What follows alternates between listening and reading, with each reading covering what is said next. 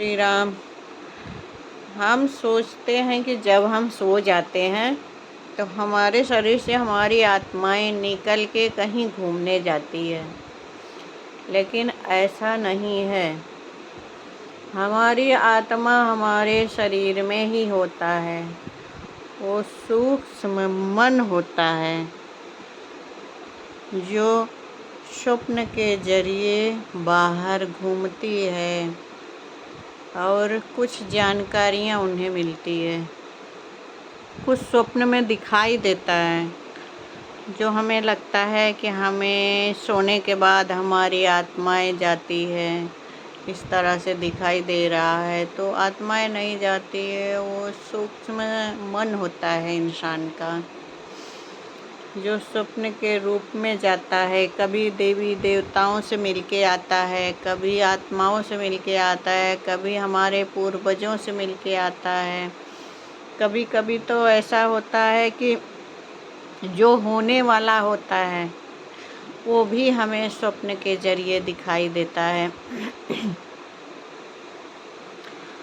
जैसे कि बोलते हैं कि देवी देवताओं का शक्ति, तो इस तरह से हमारे घर के बाहर एक ऐसा ही कुछ नेगेटिव शक्ति थी जो ख़त्म हो गई थी।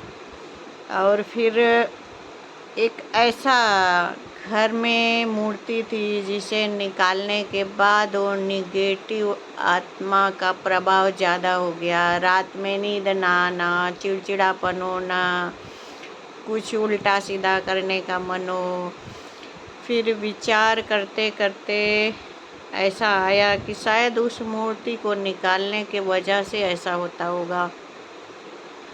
फिर उस मूर्ति को उस जगह पे रखने के बाद सब कुछ ठीक हो गया।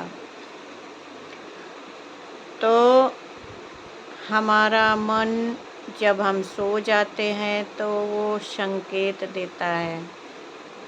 कभी कभी वो संकेत देता है कि हमें क्या हम सही कर रहे हैं, क्या गलत कर रहे हैं।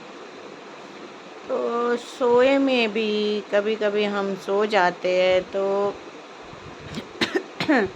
हमारा जो मन है, सूक्ष्म मन, वो हमारे शरीर से हमारा मन उस जगह जाना चाहता है जहाँ भूत भविष्य उसे खींचना चाहता है, कुछ बताना चाहता है। और